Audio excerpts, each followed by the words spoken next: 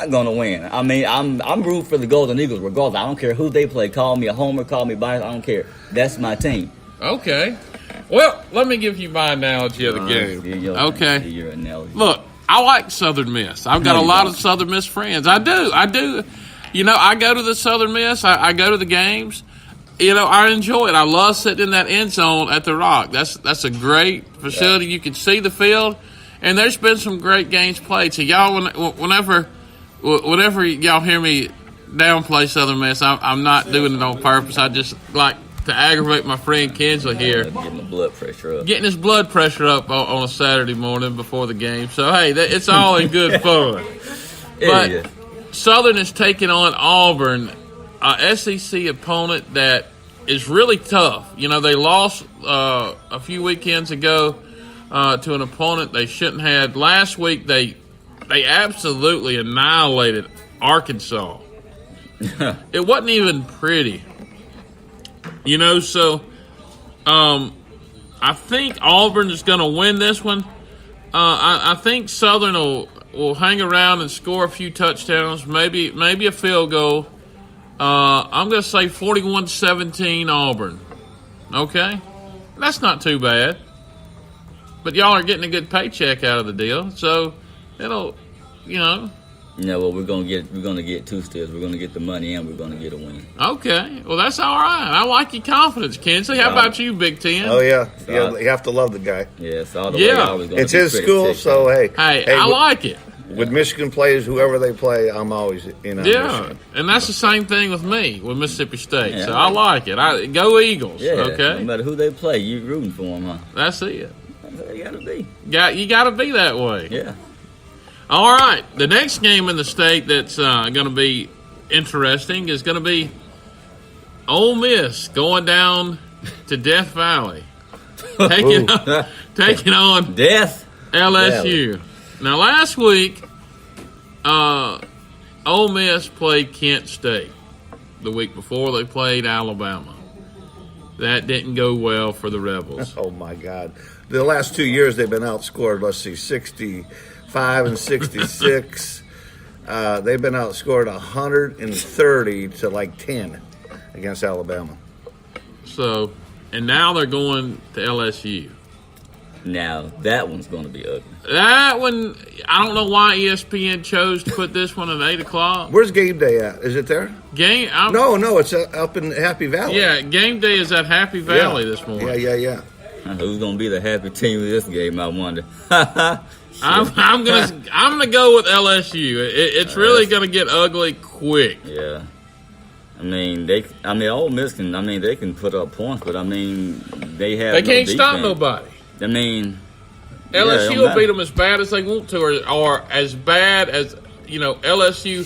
LSU's gonna have to play a high level, because if they don't play up at that high level, Ole Miss could. Yeah. Sneak around and get them, but I don't think it's going to happen because that Ole Miss defense.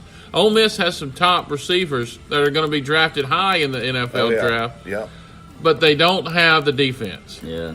And it really doesn't matter. How good your offense is unless your offense can put up 50-some points. If you don't have a defense, you're going to struggle. Right. You're really going to struggle. So that's wow. Because LSU, they offense and defense. And then Ole Miss, they're really one side with just, they got a stout offense, but who are you going to stop? Yeah. LSU's defense, I don't see Ole Miss putting up, 35 plus points. You can have NFL talent on that D line. You got it on the linebackers. You got it. The back end is loaded. I see this game, 28-17 LSU, somewhere right around there. Okay, then. All right, now it's time to talk my ball game.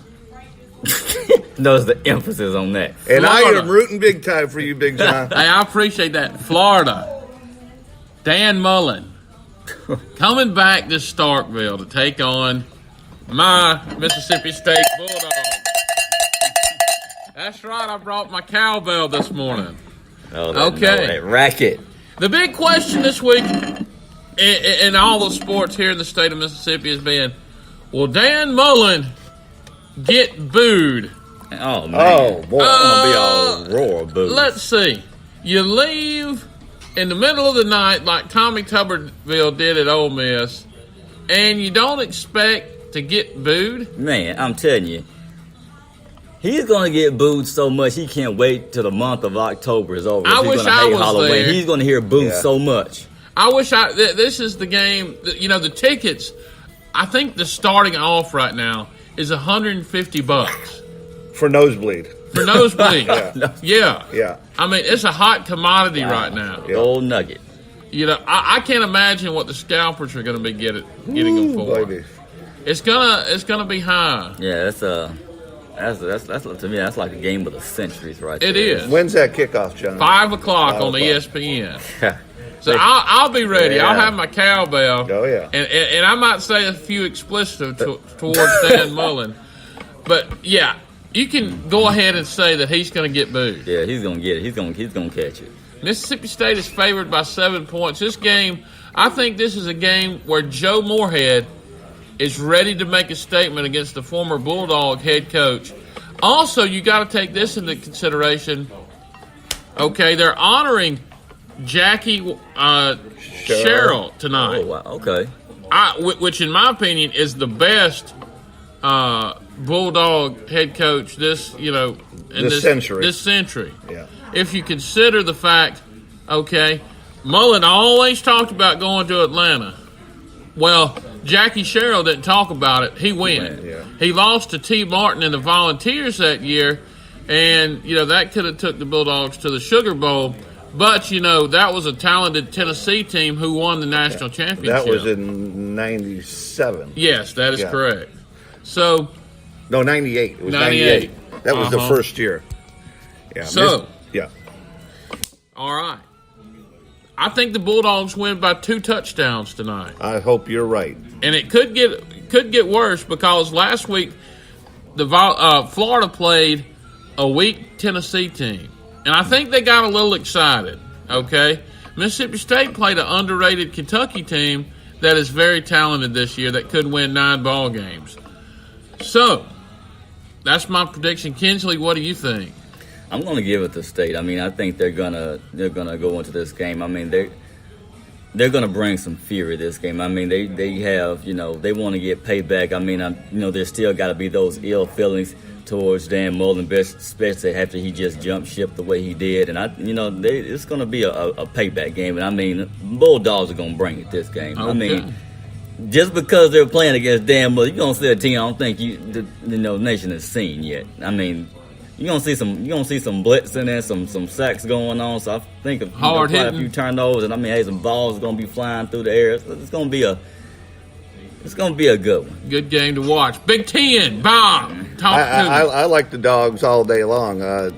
Florida does not really have a cohesive offense. It's hard for them to score points. They're in away from home. Bulldogs all the way 35-14. Okay, I like that. I can deal with that. So, Kinsley, we really hadn't talked about Big Ten football on the show because we really don't know much about Big Ten football. We know that Michigan is probably one of the best teams in the country as far as tradition goes. Yeah. Michigan has a lot of national championships. They do.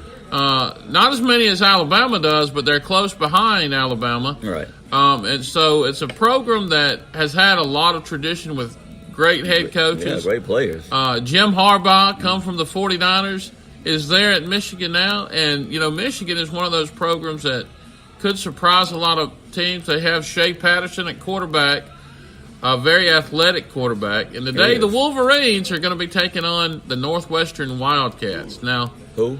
yeah, Northwestern. Is that Northwestern? like a high school. Yeah, Northwestern State in Louisiana. No, that's up in Chicago. Well, let me just tell you something. Northwestern has won 10 games the last 3 years. Pat, what's his Fitzgerald. Pat, yeah, he played there. He was middle Fitzgerald. linebacker in the middle 90s. Okay, he's Northwestern.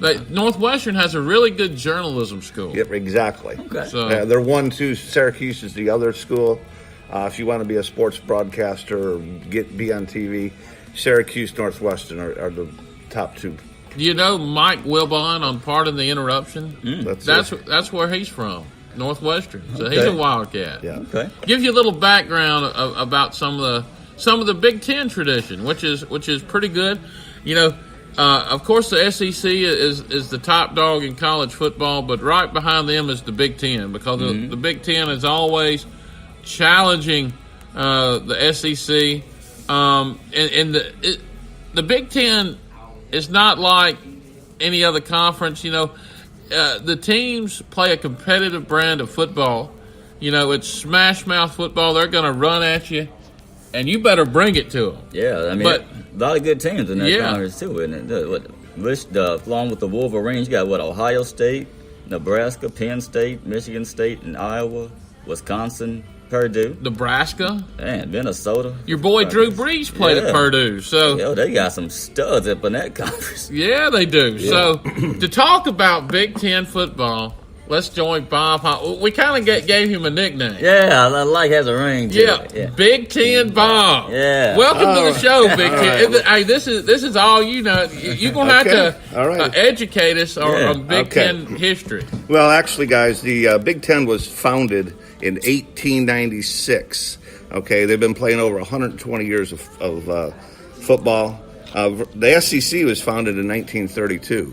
So Big Ten has been around for a long, long time. They have the most All-Americans of anybody. The Big House, I was actually at the Michigan game last week in the Big House. They had 114,000 people. Wow. Against Nebraska. It actually opened, the Big House opened on October 1st, 1927. So almost exactly 90 years ago it opened. Their winning percentage is .760 in the Big House.